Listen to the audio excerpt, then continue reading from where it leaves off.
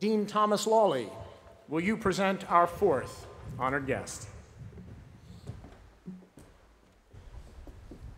Mr. President, Mr. Dean.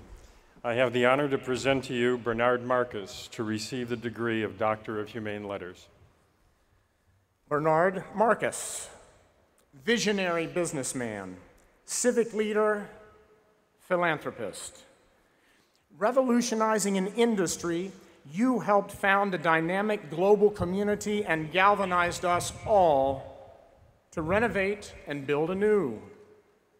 Placing your passion and generosity at the service of the community, you created the Marcus Institute and fostered close affiliations with the pediatrics and psychiatry departments of Emory. Your largesse extends from Atlanta around the world, from the Georgia Aquarium to the Israel Democracy Institute in Jerusalem. Your humanitarian leadership through the Shepherd Center, the City of Hope, and the Marcus Jewish Community Center marks you as a valiant steward of positive transformation in the world. With highest regard for your business acumen, and with gratitude for your zeal for the common good, we are privileged to bestow upon you the degree of Doctor of Humane Letters, honoris causa.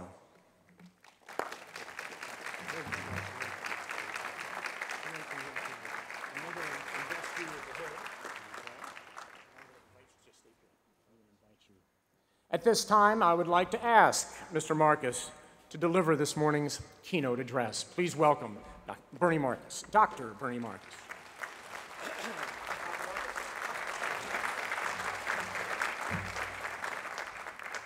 Dr. Bernie Marcus, okay. Well, that's going to be interesting because I'm going to refer to that very shortly. President Wagner, members of the Emory University faculty, the alumni, family and friends, and especially to you, the graduating class. It's a great honor to be here with you today. You know, for a 79-year-old man whose claim to fame is that I'm a marketer of hammers, I'm humbled to have the responsibility of speaking to you. By the way, today is my birthday.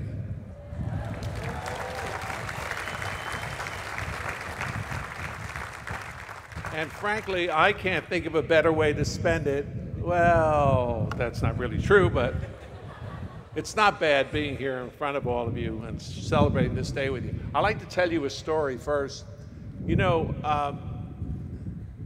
Dr. Wagner, there was another university, and the president of the university was showing a very distinguished group around this university, and he was showing the buildings. And as they came to the engineering building, and it was a lovely building, and people were saying, gee, what a great building, it's really wonderful. And he said, no, this is nothing. Wait till you see the Ed White School of Literature. And they said, fine. They got to the medical school, and the medical school is very impressive. And he said, oh, this is nothing. Wait till you see the Ed White School of Literature. And as they went school by school, everyone, he said, the Ed White School of Literature. Well, by the time they got to the Ed White School of Literature, it was a magnificent building. Granite, glass, marble, and the name Ed White School of Literature right up front. And one of the people said, who is Ed White? And they said, oh, he's one of the great writers of all time. And they looked at him and said, Ed White, a great writer of all time? And one of them said, by the way, I've been a professor of literature for years. I never heard the name Ed White. What did he write? And he looked at his eyes and he said, you don't know what he wrote? This man wrote a check.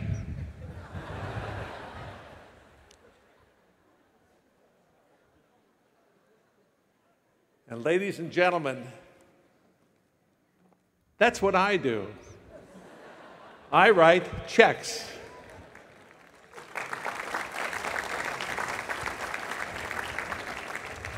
Now, they call me a philanthropist, but the truth is I'm just really giving back. I'm giving back to this great country which really gave me the opportunity to achieve the success that I've had a great life. Now, how did I get there? How did I get to the point where I'm a check writer? Did my family have money? No. Did I inherit money? No. Giving your money away is a long way from how I began my life. Mine truly is the story of America and the reality of living the American dream. I'm a first-generation American who started my life in a fourth-floor, walk-up tenement in Newark, New Jersey. Oh, I hear some Newark people. My mother and father were Russian immigrants. They came to America with no money. They didn't read, write, or speak English. They came with nothing. They had nothing. But to them, that tenement was a paradise, a penthouse compared to what they had in Russia. My mother believed that America was the golden land, and wherever you put your mind to, you could achieve. She told me there were 4 things you had to do to be successful. Number 1 was work hard. Number 2 was believe in yourself. Number 3 was get an education. And number 4 is don't let disappointments discourage you. Just like many in this audience, I decided at a very early age of what I was going to be when I grow up. We were poor, and no one else in my family had a college education. But at the age of 12, I knew that I was going to be a doctor. Little did I know it was going to happen today. But I was going to be a doctor. That was my dream. By 13, I had studied all of the medical books in my doctor's office, and I knew the anatomy of the body. By 15, I was doing my own diagnosis when I went to the doctor. And by the way, I was more right than he was most of the time. After high school, I started my pre-med studies, and I was a pretty good student. In fact, I was so good that I qualified and I was accepted to Harvard Medical School. But because of quotas, and in those days, there were quotas for Jewish students, and it was 10% in medical school. I couldn't get in unless I donated $10,000 to the school. Ha, what a joke. We certainly couldn't afford that. If you took my entire family and you held them upside down, you couldn't raise $10,000. So medical school was out. I was discouraged, disheartened. My dreams were shattered. Frankly, for a time I gave up. But with the urging of my mother and my family, I realized that it was time to get back on a train to success and take advantage of the great things this country offered. I enrolled in pharmacy school, and I earned my pharmacy degree. It was as close to being a doctor as I was ever going to get, except for today. So how did I go from pharmacy school, from doing drugs?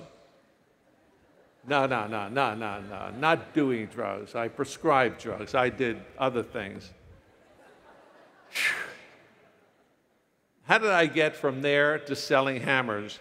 And that's a pretty long story, but it's interesting because when you think you know where your career will take you, it can turn out totally different.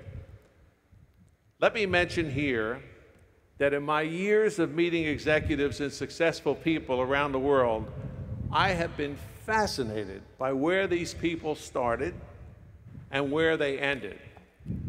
I know doctors who are real estate developers. I know real estate developers who are running medical companies. And in fact, I know one real estate developer who ended up as a U.S. Senator right here in Georgia.